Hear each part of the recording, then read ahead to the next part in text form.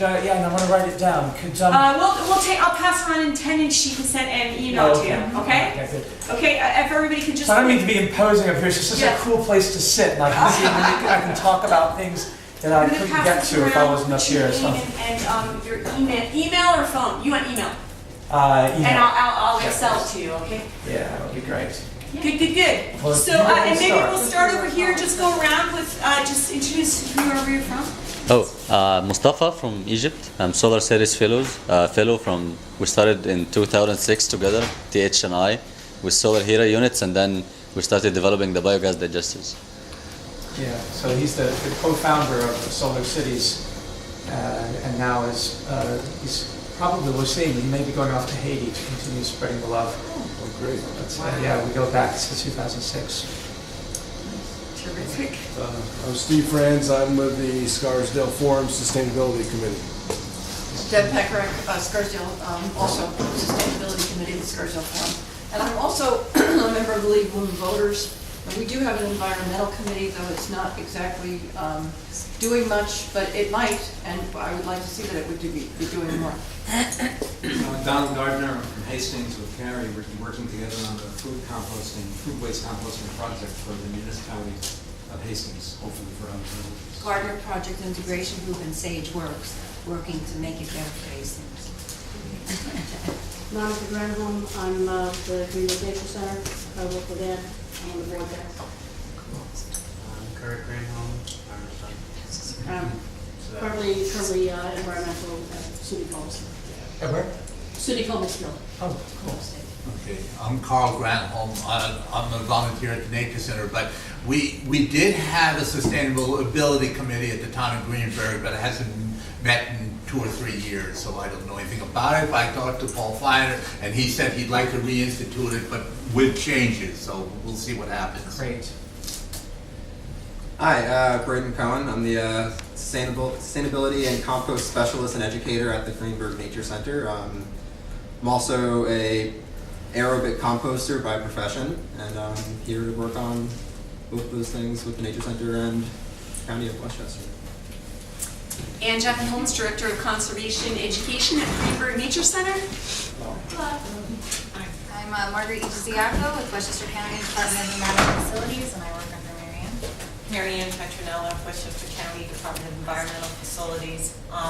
Some of you may have emailed me recently about food waste composting, and I'm behind in my email, so I apologize. I'm glad I was able to make it today. But I'm recovering from an auto crash, so I'm like way behind things, but we're happy to be here. We just learned about it this morning, and we were like, yeah, we're here. We're just I'm just an innocent bystander. It's my dad. Fantastic. We're glad you're here. Bystander. I'm a mom, a Scarsdale mom, and I run the sustainability committee at Green Acres. Michelle Sterling is elementary school. a very effective sustainable mom in the district, getting a lot done with organic composting at the schools, at the school level, food waste composting at the school level.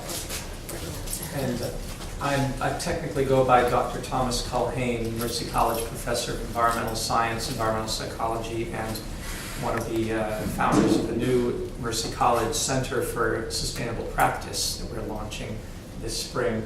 But I prefer to describe myself as the host to over 10 trillion microbial members of a consortium that connects all of us, and started with the archaea, the oldest life forms on the planet, a kingdom unto themselves, neither bacteria or protozoan, not well recognized until recent decades when scientists of the human host species for the archaeans, and I'm speaking archaeans who are archaeans since we all have archaea within us as hosts, the human scientists discovered that in fact we've been overlooking the smallest and yet most significant members of the living community on the earth, and that the archaea were their own separate kingdom, as different from bacteria as bacteria are from animals or plants or protozoans or fungi.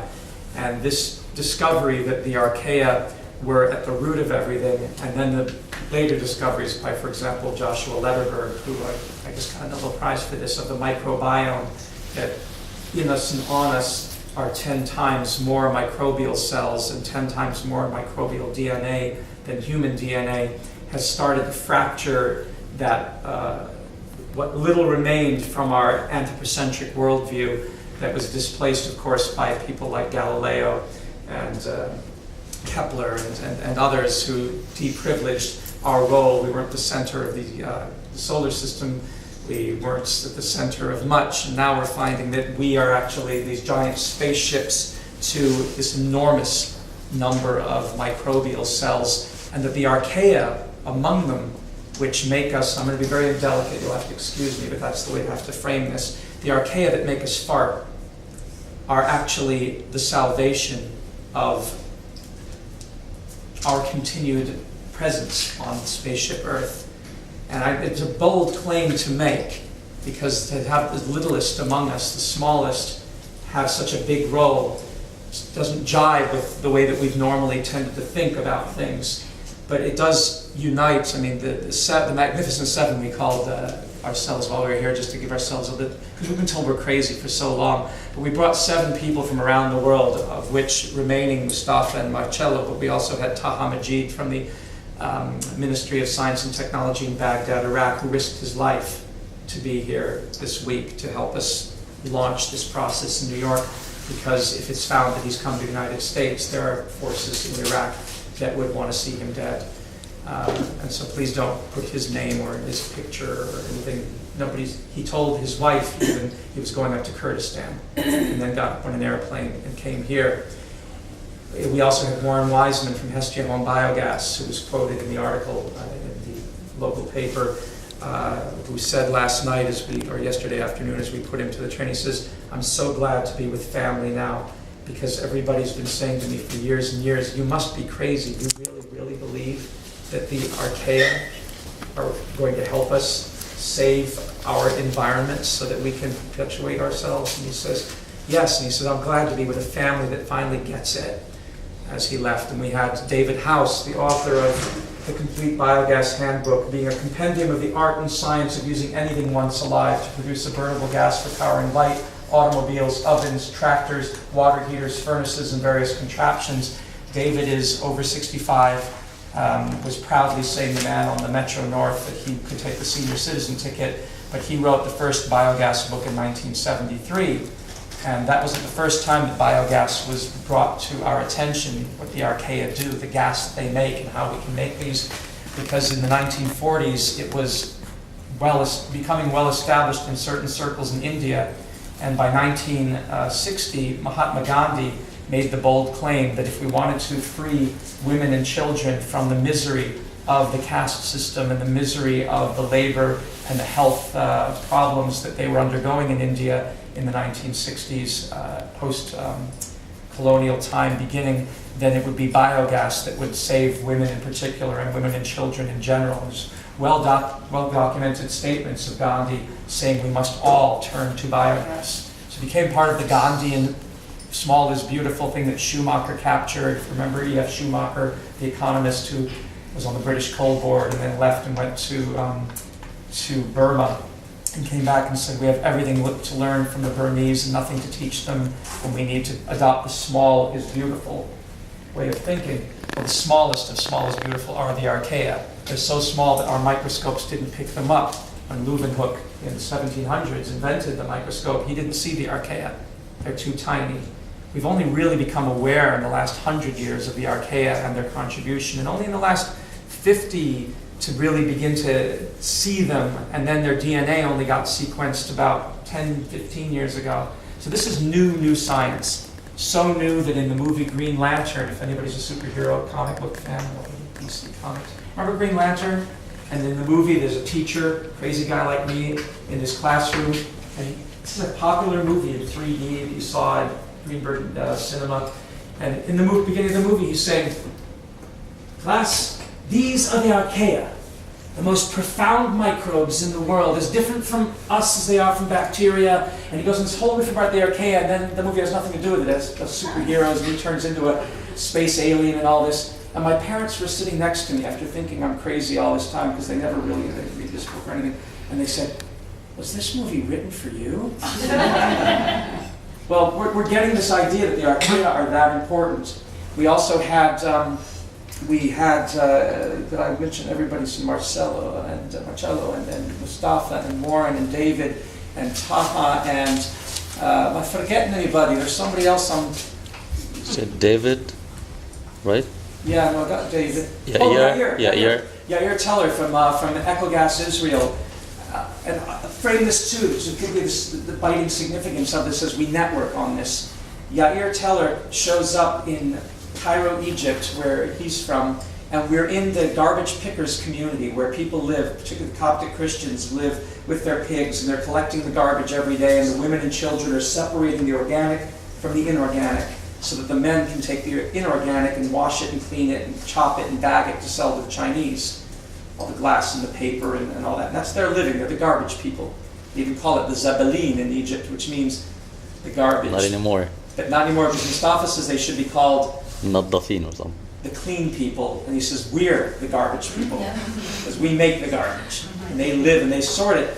But Yair comes from Israel to find us in this garbage pickers community where there's no street signs, there's no way to find, there's no maps or anything like that. Somebody looking for a workshop here.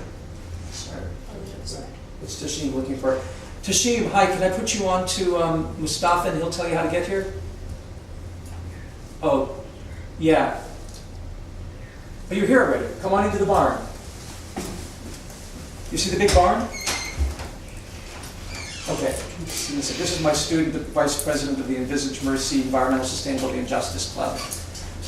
So anyway, in this community, where nobody can find us, and a knock comes on the steel gate, and the piles of garbage, and the rats running around, and the flies, and it's nighttime, and I'm about to catch a plane to go back to Germany, having taken this garbage picker community's best renewable energy expert to Botswana and to Kenya and Tanzania. We're building biogas all over Africa. And we'd just gotten back, and I was flying out.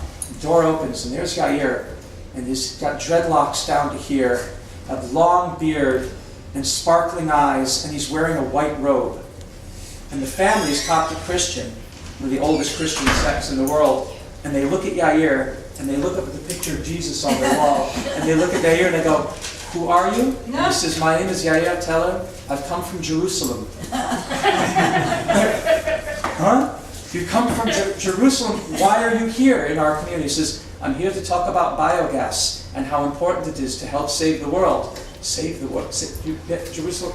It made bam, like that. And he'd taken a bus all the way from Jerusalem across the Sinai Desert, past where Moses received the burning bush, come across down to Cairo, a very challenging journey, just so he could discuss biogas with us. And then we looked at each other and we said, "You feel it too." And he said, "Oh yes, you mean about being inoculated, infected?" And I said, "Really? We know what we're talking about?" He goes, "Of course. We biogas people, once you've started working with these systems, they take over. You fall in love." Marcello, what did you say to my class in Manhattan the other day? Yeah, it's, it was, the people stayed there for several hours when, after. My class was supposed to be 3 hours, but they stayed for 5. Tashim, one second. Tashim Hall is my vice president of Envisage, and he's been doing biogas workshops, and he tore out his lawn in Queens and built a permaculture garden last summer because he couldn't stand anymore growing grass where you could grow food. So he's become a legend among our students. But Marcello, you were saying about. Yeah.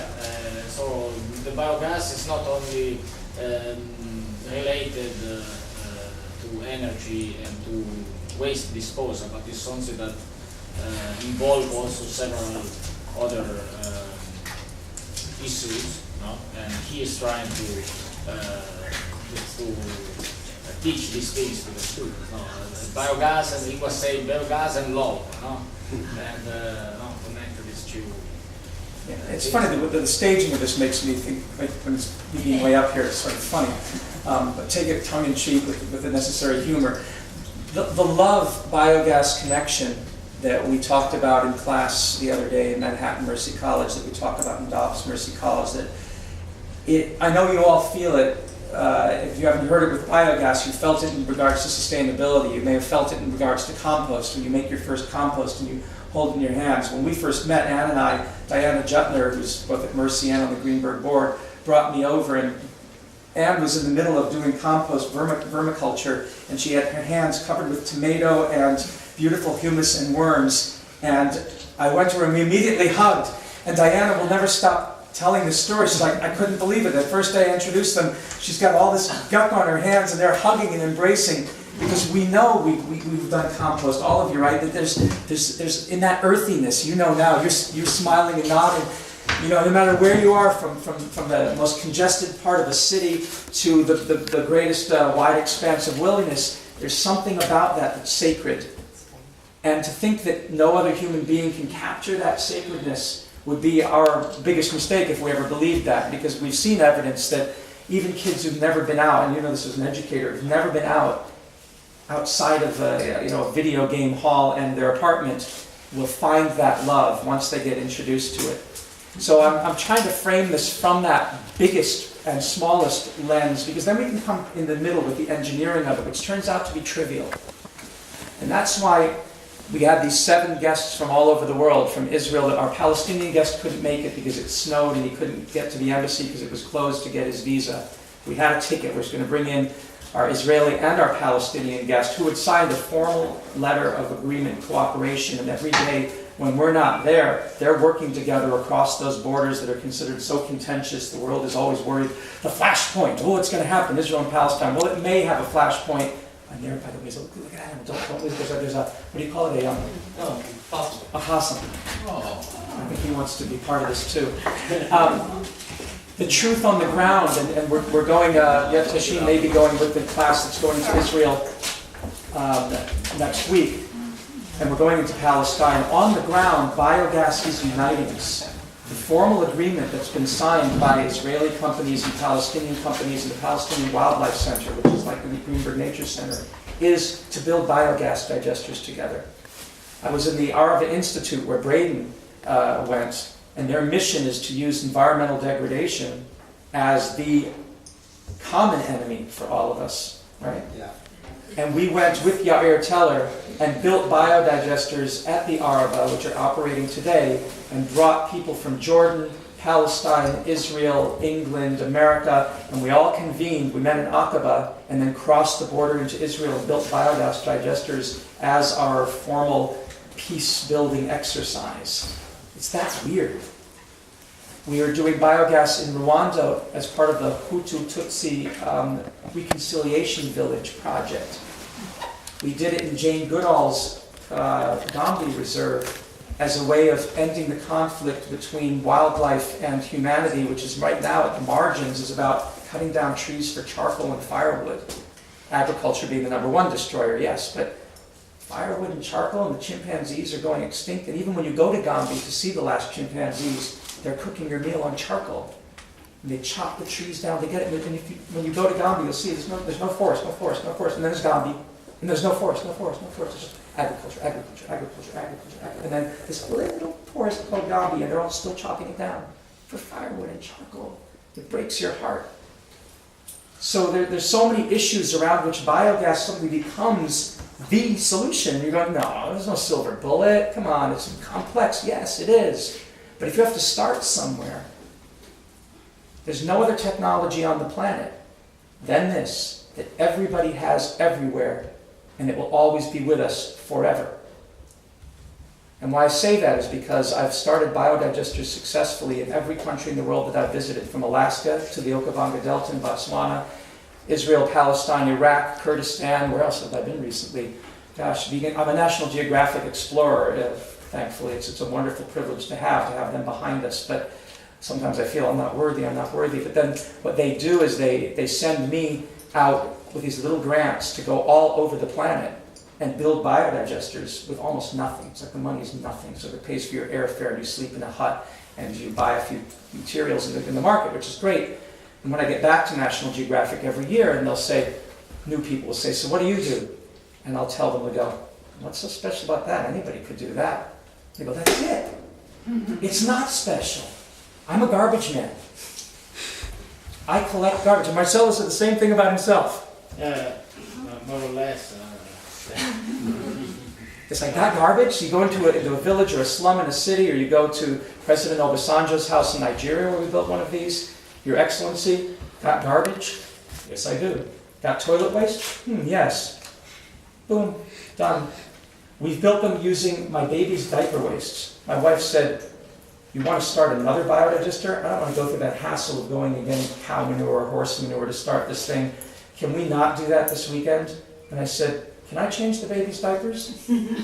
Sure. And started the biodigester. And then I became the person who changed his diapers. I was like, I can get more material for my digestion. Oh, kid's crying. Send them to me. Change the diapers. Ha, yay. Started them, of course, with my own manure later on. At Mercy College, we had the Humanure digester that got us in a lot of trouble. People came in and said, you have a tank in that laboratory that has Humanure in it? I said, yeah, it's a laboratory. Of course we do. It's in a tank. It's already been digested. People couldn't get their minds around that. Because we're fecophobic in this society, right? But we did and demonstrated that we can use just a little bit. If you're in, it doesn't matter where you are on the planet. If you're in a spaceship, if you're on the Mars, if you're on the moon, and you want to have energy and you want to treat your wastes, take a dump. You carry these bacteria with you, and every animal has them. You have a problem with your dog poop? What do we do with the dog poop? What do we do with the dog poop? Yes. Put it in the biodigester. They're doing it. Cambridge's MIT students created in Cambridge Park near MIT. They created a dog poop biodigester that lights a lamp so that there's light so you don't get raped when you're walking your dog at night because there's light provided by the poop in the digester. And now it's being done near Berkeley and it's starting in different parks around the United States. Dog poop biodigester. We're building one in Brazil. You got animals at the Greenberg Nature Center? You got the bacteria. That's the poop. So poop is really good. But let's say you don't have animals and you don't want to use your poop. We went the other day. Mustafa, where did we get the mud for one of the digesters at Mercy College? The mud from the duck lake, Yeah. right? With the 145 Palisades, because we're going to be doing a workshop at Curious on Hudson. And we were down there talking to the people at that place. They've got permaculture workshops there. There's a duck pond right next to 145 Palisades down by the railroad tracks. We just scooped it up. And as we scooped it up, what was happening? The methane was rising up. Every pond in the world is a biodigester. And that lake has the cycrophilic and mesophilic bacteria that will make it, and it bubbles, and that's methane, swamp gas. So it's in everything. You can't stop biogas. It's going to bubble up. As David House said to us the other night when we were at dinner, he said under 90 atmospheres of pressure at the bottom of the ocean, these microbes are making biogas. And it comes out, we've said the other day, archaea make biogas the way we, with our love, bubble up with enthusiasm. And enthusiasm and biogas can be looked at almost as the same thing. And you can't squash it, no matter how much pressure you put. No human society can put more than 90 atmospheres of pressure. If at the deepest part of the ocean that enthusiasm bubbles up, biogas cannot be stopped. And you know this by ourselves, our own embarrassment. Sometimes you just have to part. And you try to hold it in, it comes out. And I'm being that graphic because that's the strength of this. It's going to come out. What we didn't do in the past is we simply didn't capture it. And that brings us to what this is. The way of capturing biogas was so inefficient in the past that most people gave up. This is a technology that we've had for 10,000 years. Since the end of the Pleistocene, when we ended the Ice Age and we were looking for ways to create our civilizations, we noticed that those ponds and swamps and where we were trying to experiment with making cheese and wine and where we threw our waste and where we went to the bathroom would sometimes explode. And humans learned about biogas that long ago. With the discovery of fire, which was 2 million years ago, I guess, Homo erectus had fire. How well he made it, we don't know. But fire's been around for a couple of million years. And we've been using it since we became Homo sapiens, so 100,000 years perhaps. And we knew that things burned, we knew that farts burned. How many of you as kids lit a... No? Yeah, oh yeah. Right? We've all known this technology, how it's he kept secret when we all knew it as kids, is the weirdness, and a lot of it had to do with how to collect it and capture it. So in the past, you'd have to build a fairly substantial chamber, and Marcello can tell you all about it because he's been in the big biogas industry.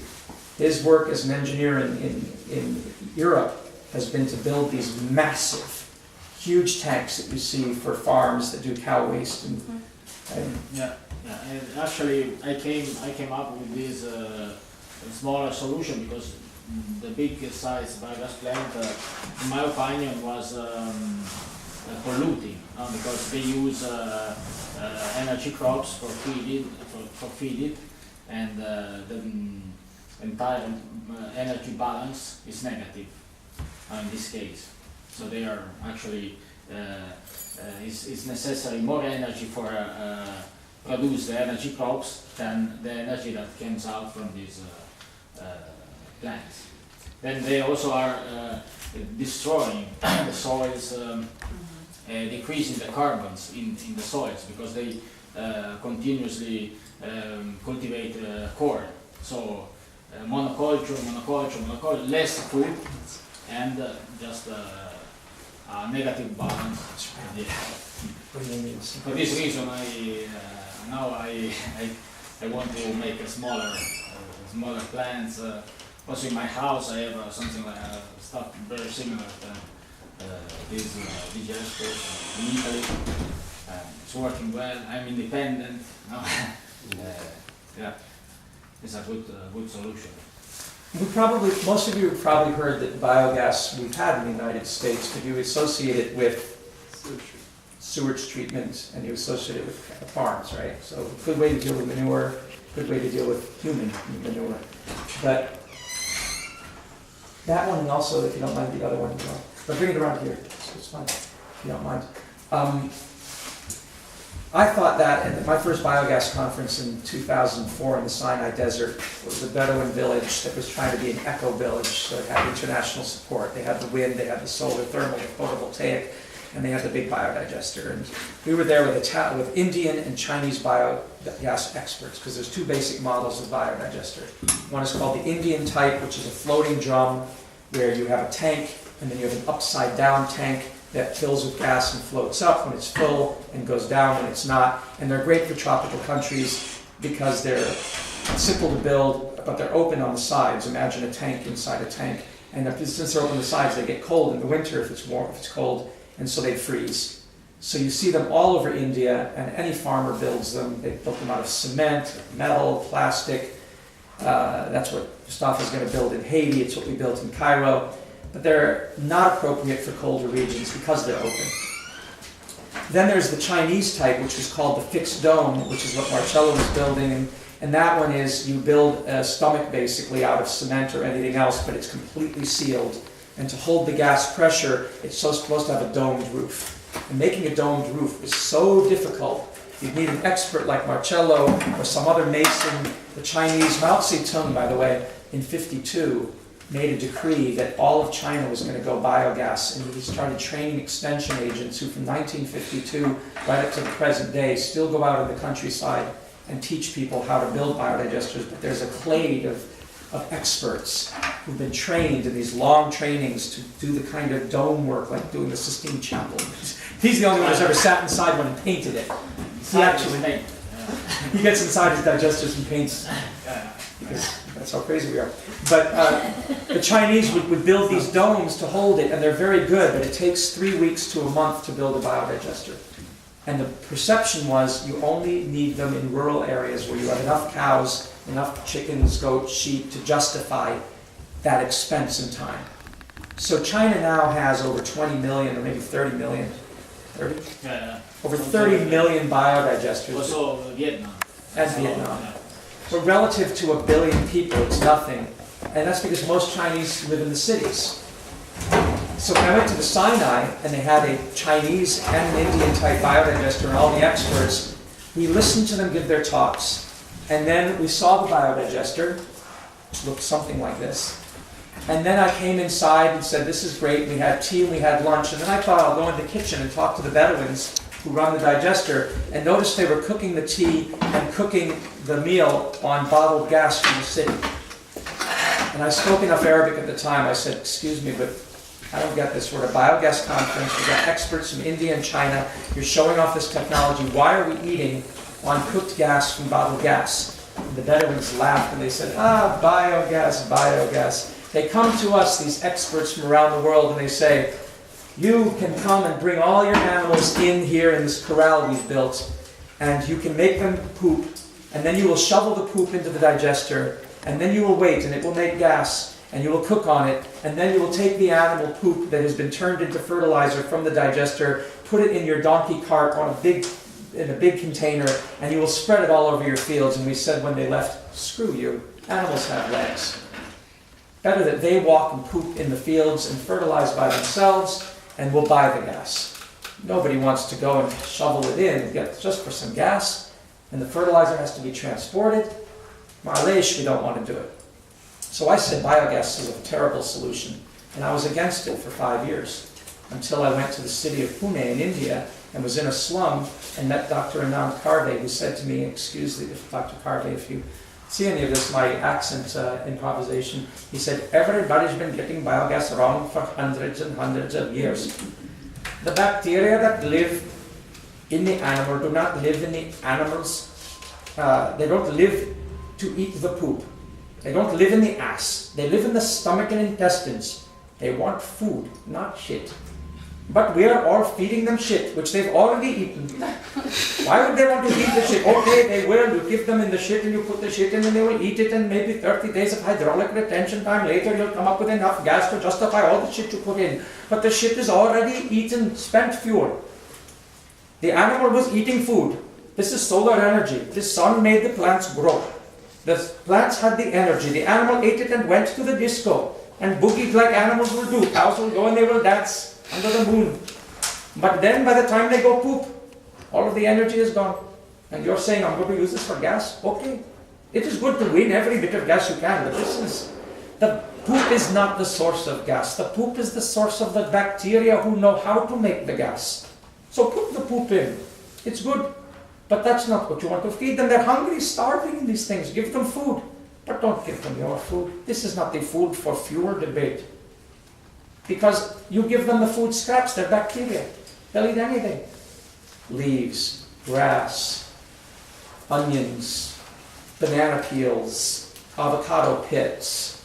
You name it, it's organic, they'll eat it. Up to and including woody material, except it takes them so long that it's not worth it to put leaves in. Leaves, yes. Branches, no. Logs, no. But everything else that's organic, grind it up and put it in. So I went to these houses in this slum area, and I went and they said, oh, come on in, and they'll give you tea, and they'll feed you dal and wonderful soups. And I said, I want to know about your biogas. And they said, yeah, we're cooking it on the biogas. I said, really? That beautiful, clean flame? And these houses were spotlessly clean. No soot on the roof, as you see in so many poor houses. No women and children coughing. No smoke. Like the winter's completely clean because it's natural gas. So I'm looking at this absolutely perfect, pristine natural gas flame, just like we have in our homes, many of us. And I said, okay, this is great. Show me where you get this from. And they show me a garden hose going out the window. The garden hose? Little plastic, clear garden hose? That's where you're getting your gas? Yeah. So I follow the hose up on the staircase, looking out the window. I get to the roof, and there's a tank that's smaller than this, made of plastic, on the roof. It was 1,000 liters, so basically 275-gallon tank on the roof. I said, well, you're kidding. You just ate a meal cooked on that? They said, yeah, every day our kitchen garbage produces enough gas for us to cook for 2 hours. We're a family of 4, and the neighbor's a family of 6. If we need a little more, we go to our neighbors and get a little bit, or to the market and get some garbage. We go, will you give us your garbage? I'm just not going to give you garbage. I cried.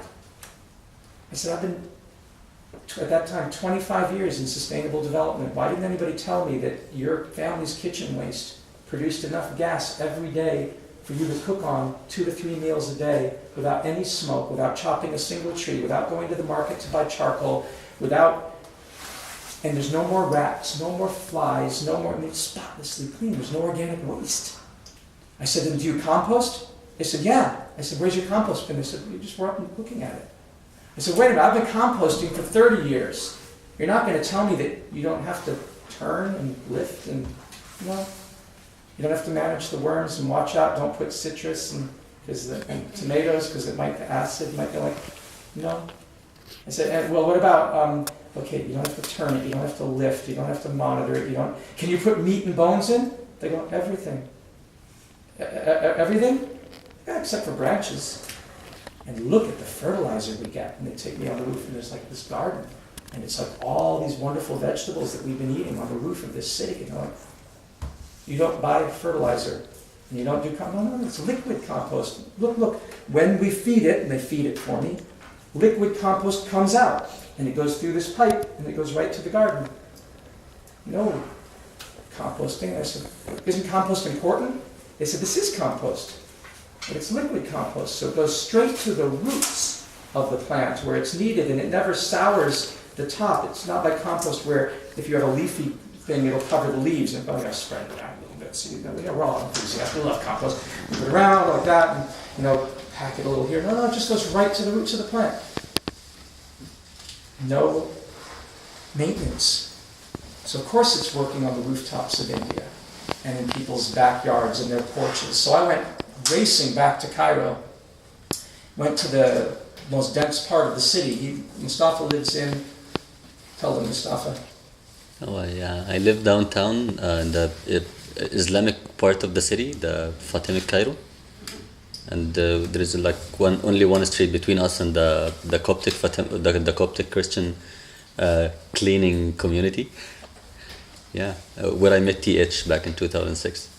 And there's no big streets. It's, to get through it, you have to use donkey carts, and there's camels still walking through the streets. And it's a lovely neighborhood, but garbage is piling up everywhere. And we've just built these things on roofs. It's so dense, I'm talking about the level of density, I'm talking about urban density. He lives in one of the most dense urban, I guess you call it a slum, in the world. And yet, he's building biodigesters all the time. Right, and that's what your ICE Cairo group and the biogas people and. Well, not only biogas, but also solar heaters and we work with permaculture and a lot of different eco-friendly technologies that we're working on with entrepreneurs and different initiatives. So we've called this sort of the keystone of the arch that we need. With biogas, you suddenly are liberated from all the other problems. And why? Because biogas is the constant. You're always going to have food waste and toilet waste. You're always going to have the source of bacteria, the little energy that's in the poop, and you're going to have the enormous amount of energy that's in food waste. When you don't have that anymore, it's because you're dead or you've moved away. So it's not like the sun, which sometimes shines and sometimes doesn't. At night times it doesn't shine at all. It's not like the wind that sometimes blows and sometimes doesn't blow. It's not like geothermal where you have to dig deep at enormous capital expense to lay your pipes down. It's not like wave or tidal power. There's no huge investment here. It can be done out of a simple bucket, and it just depends on how much you want, how much waste you have. So it is a constant that works. And again, as I'm saying, the problem was, of course, holding it and capturing it, which turns out to be trivial. And the other was getting the food ground up. So in India, what they did is they took their buckets of food waste and put it with some water, soapy water, the dishwasher water. They don't waste water because it's dry. They put the dishwasher water in a bucket with the food waste and leave it in the sun for a day or two until it got really soft. And then the men would go and grind it by hand, and then they'd throw it in the digester. And when we went to Cairo and we started doing this, they said, that's great for India, but this is the city of Cairo, Egypt, one of the oldest civilizations. Your university, Al-Azhar, how old is it? 1,060 years old. 1,060 years old. His house before, his family's house before it collapsed, unfortunately, would have been how many hundreds, right? 400 or 500. 400 or 500 years old, and then finally the house collapsed because they were renovating it. This neighborhood, and people very, very cleanliness oriented. In the Muslim religion, you wash 5 times a day at least. There's a whole thing, and so nobody was going to buy into grinding rotting food waste. So Karim Ibrahim, the head architect, said, why don't you just bring them one of those food grinders like y'all use in America? And that's Exhibit A. Kashim just brought here. It turned out, if you want to hold, Marcello can hold that up so you can keep taping. Why I'm wearing this t-shirt so proudly. InSinkErator turned out to be our solution. Normally you find these, how many of you have them on these things? Anybody? I have, You have one. You got one. Do you use it for everything? yeah, just about. Yeah. The InSinkErator turns out to be the godsend because at the push of a button, using very little electricity and very little water, you can grind up your food and it turns into, oh, you've got to go and I'm going on long. Maybe I should. No, my husband had to leave and somebody's gonna Okay. be kind and drive me home. Okay. So, and interrupt me if there's some things I'm not addressing. I'm trying to cover most of this. The food grinder, if you use it as we do, as a compost companion, either in your sink and just don't let it go down the drain, let it go in a bucket, or like we do, outside by the compost bin, and that's what Greenberg Nature Center has. Tom Madden from Greenberg Park and Recs, the Commissioner of Planning, Environmental Planning, has one of these like this. This gives you compost in 3 to 6 days rather than 3 to 6 months. So if you got everybody in our towns to just immediately grind up their food waste, yeah. Can I ask for a technical definition? Because compost is a soil amendment. Is this producing an amendment or a fertilizer? An amendment. Cool. An amendment. But the weird thing is I mean, I say that to cover my bases. If you're eating a balanced diet and there's enough food waste going in and you grind it up and you put it into your composter bin or on your garden, it turns into fertilizer. There's nothing. Digestate can be a fertilizer. The digestate. And applied directly without any sort of treatment or. Yeah, can be considered. Is this a pathogenic process as well? Like, let's say at the nature center we have exotic animals and we're and reptiles, so we're concerned about certain bacteria like salmonella, for example. Is this a process that will proliferate that, or will it Neutralize. Yeah, or will it neutralize it? In terms of like the pathogens. Yeah. We were discussing before. There is way to neutralize the pathogens. Yeah. That are not very difficult. For example, depend on also the clients. Depend on the client, because where there is high temperatures, it's possible to make tanks. It's like a pasteurization. Okay, so the system itself gets to a high enough heat. With the aerobic. So let's start with the aerobic and then you get to the anaerobic. So leaving biogas aside for a second, if you grind up all the food waste, and there's no pathogens in the food waste, we assume, they're not ones that are necessarily deadly, maybe salmonella if your eggs are bad, but generally in food waste you have a very safe situation. You're already doing it in your compost piles. When you grind it in the food grinder, you accelerate the decomposition and the rate of thermophilia so much that you're more likely to eliminate any possible pathogen than just by doing aerobic composting without the grinding. Because when you're grinding, of course, you've got pockets of anaerobia mixed with pockets of aerobia. You've got, the shell of this and the rind of that are bunching up and forming this pocket of dead air, and then you've got mercaptans and you've got phenols and sulfides are all forming.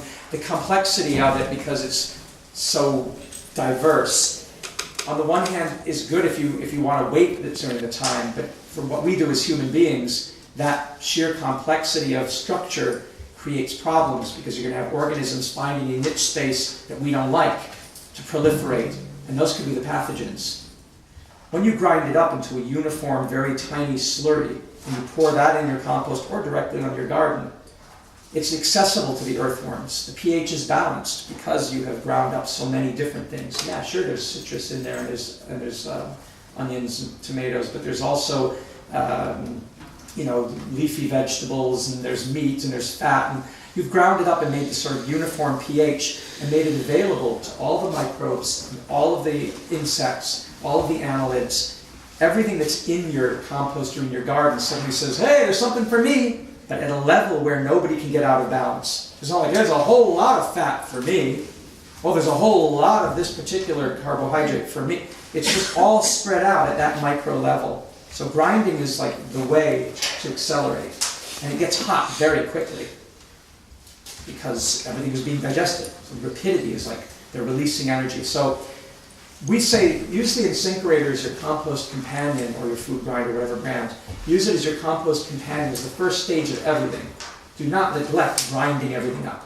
If you live in an apartment or a home and you don't have the option of composting, let it go down the drain. Everybody, in my opinion, like first Save the World solution, everybody should have a food grinder in their sink, even if it's just attached to the city.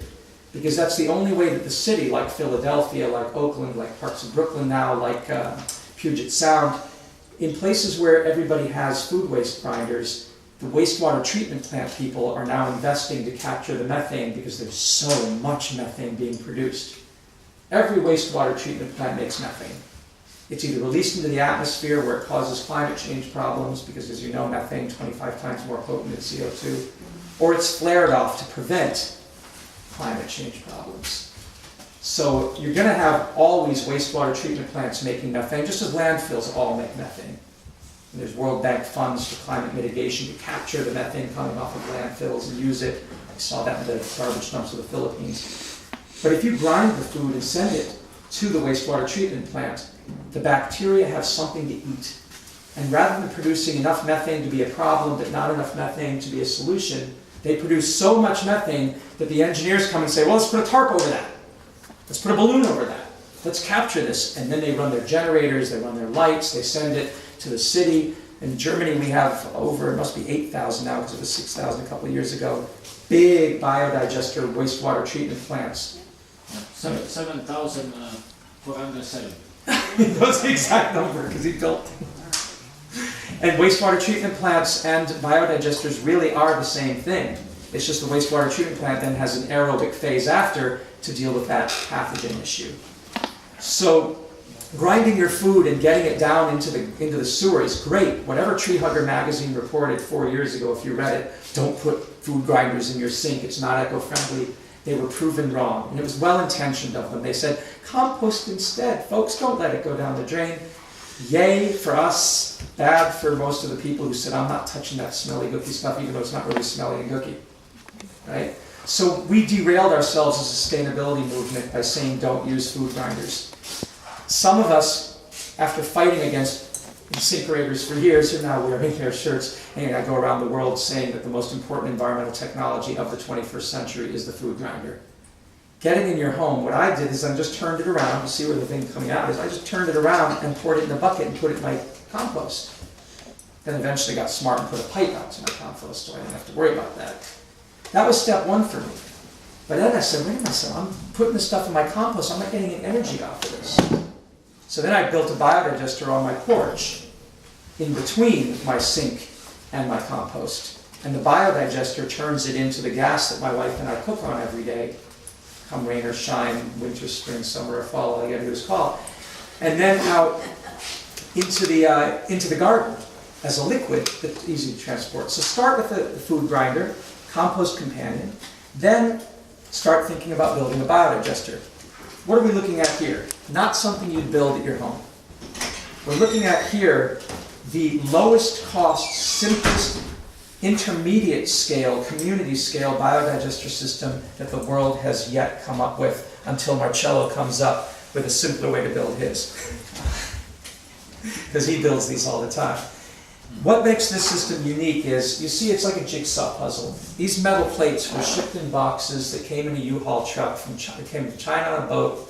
We took it in a U-Haul truck from Secaucus, New Jersey. Me and another guy, it was two other guys, but one guy just drove.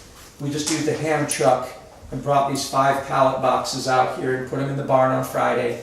And then we all got together and tore open the boxes as if they were Hanukkah or Christmas presents. And we just were like, yay-hoo. And then in about 5 hours, because we were videotaping and talking, we put this whole thing together.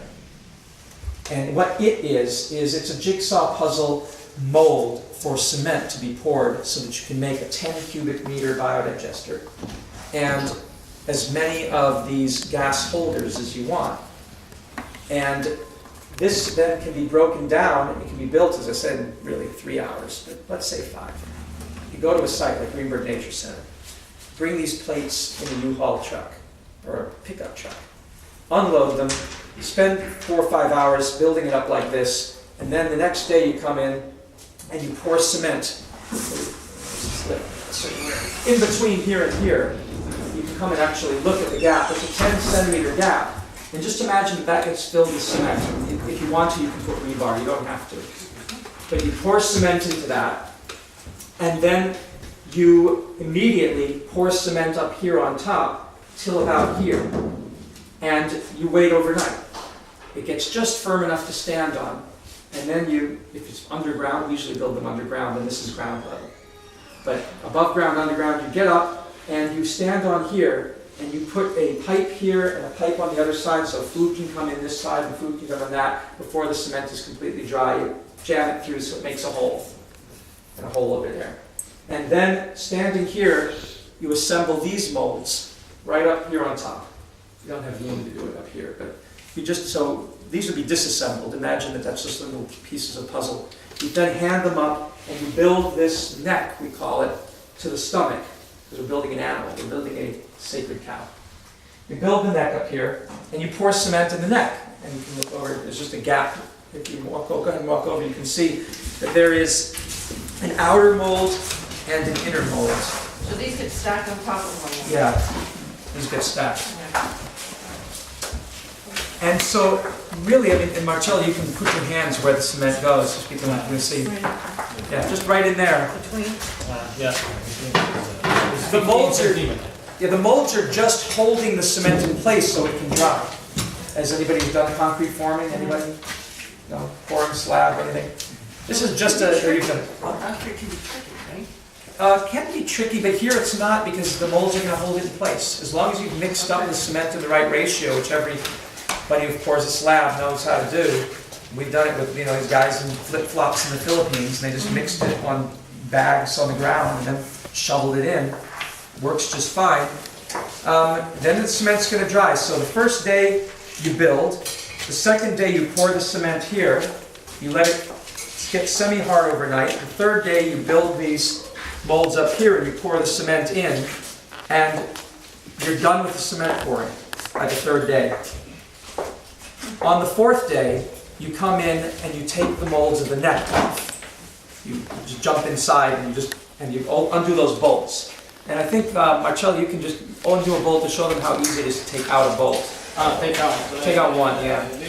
You're supposed to have a number or something like that. Hammer does help. Then you So in just an hour, you take it apart. There's the cement ice cured. And then you drop this gas holder inside. This is a 1 cubic meter fiberglass gas holder, and it's the only thing that you need to import from China until we start manufacturing in the US. The rest is just, you take the molds and you build digesters and pour cement. So it's local materials, but you need a gas holder. And this is pretty unique. You can see it, there's metal on the sides, on 3 sides. And Marcello, can you just sort of bend that down to show them? That thing there. Yeah. It's fixed these holes, and it doesn't pop up. It holds the gas holder, these metal pegs on these sides. Like a piston. Yeah.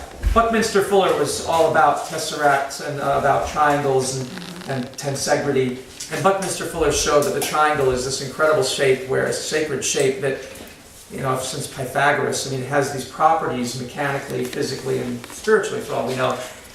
When the Chinese were working on a way to keep the gas holder underwater so it can hold the gas and use the water pressure as a way to pressurize the gas, he came upon this location of these 3 pegs, and it'll hold this digester cap, this gas holder, down at the bottom of this neck. It'll basically be here where I'm sitting, but imagine the neck is around it. And the neck is up to here. And this is anchored down by those 3 pegs, so that when the gas begins to rise and fill this, it's going to push the water up and up and up and up and up, because the gas has got to push through. So imagine, let me do it a different way. Imagine the neck is up here with me, and this is the bottom of it. It's completely filled with water up in here. And this is filled with water too. The bacteria start bubbling up gas, and they're going to start filling this with gas. Well, the water's got to go somewhere that's in here. So it goes out and up the neck and starts filling up like this. So the more gas there is in here, the more the water's going to rise, until it gets to the top of the neck. Then this is full, and the water's full. That water weighs 1 ton, because this is 1,000 liters. This is a cubic meter of gas that will be stored in here. Enough to run a cook stove for 2 hours. This amount of gas. That 1 ton of pressure is so much that it can send that gas all the way from your animal barn at Greenberg Nature Center, all the way to your main house and up into the kitchen and the stove and run a generator at nice good pressure. Because that's a ton of pressure. But a ton of pressure is so much that this thing would go boop and pop up like a cork if it weren't for the laws of physics and the tensegrity that these three pegs provide. And that was where the guy got his patent. And when this Chinese technology really started shaking off, people said, you mean I don't have to get a specialist like Marcello to make a dome that can hold that pressure and takes 3 weeks to build? You mean in 3 days I can pour cement, pop a fiberglass, flimsy fiberglass top on it, put the pegs in, fill the thing with water and manure, and when it produces gas, it can hold a ton of pressure? And the answer is yes. So they got this patent and the Blue Sky Award, and it started going off gangbusters since about 15 years ago when they started this work, 10 years ago when they got the patent engineering run done, and now they're in 60 countries in the world. I've seen these in Nepal, I've seen them in Africa in several countries, I've seen them in Central America. The world is going crazy for Pusheen, and yet we've never heard of them here in the United States. Can I ask a question? Yeah. What's a ton of pressure? I mean, like, pressure is measured in pounds per square inch. I mean, like, so 100 pounds of... This is 50 centimeters of pressure. 50 centimeters. 50 centimeters. pounds. Okay. So 30 inches, no? Or something like that, I don't know. Okay, I understand. Yeah. It's Those pegs just go into the concrete? yeah.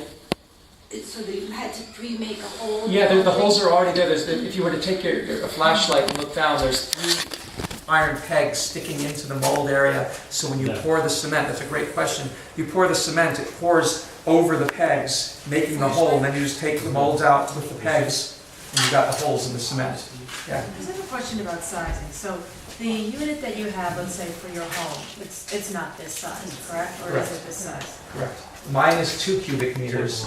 And I don't use these metal molds. I use IBC tanks for my system, which are the bulk containers, the square white ones with the cage that you see by the side of the road that people ship anything from fish roe to rock salt to oil. Everything is shipped in these square white tanks about this big. I made my digester out of those. In Cairo, we made them out of plastic water barrels. I've made them out of garbage cans. We've made them out of balloons. We've made them out of... You don't need concrete. You don't need concrete. What you need is a stomach. And you can make the stomach out of anything. But in terms of sizing, so I'm assuming you've installed them for municipalities as well as for individual homes? Yes. So for like a municipal, like what's your sort of sizing, ratio? Should be about, depend on how many person there is in the Right. municipality. Sorry, But for that's example, it depends also how much. Usually we calculate half kilogram per week per person. Okay. No? So if it is like that, should be about 300 or 400 cubic meters per 1,000 person. No, 10,000 person. It's enough. Should be enough if it is heated, because if it is cold, the efficiency is not very high. So you have to make a bigger the retention of the waste is longer. And the retention, if it is heated at 38 degrees, the retention is very quick. I just have one more question. And in municipalities, when you're doing this, are you requiring residents to pre-grind, or are you collecting it and then grinding it at your site and then putting it in? Every municipality has a different model. In Germany, they went with the model of, because they spent a lot of money prior to the biogas campaign in the 80s and 90s, they wanted the Green Party, the people to do source separation, so they provided green bins. I think we're going toward that here, right? And the green bin model got so well established, they had special trucks that came on special days to pick up the organic waste and then take it to the landfill, then it was to the biodigester, and that model stuck. And it's a big pain for them because they have to hire staff, there's fossil fuels involved. There's how many miles? Did you say it was 2 miles per? For example, they have special trucks that consume 1 liter of gasoline each 2 kilometers, because the trucks are so big. Right. They make maybe 100 or 200 kilometers per day, because they go in every villages, they stop the traffic because they start to collect. Negative gain.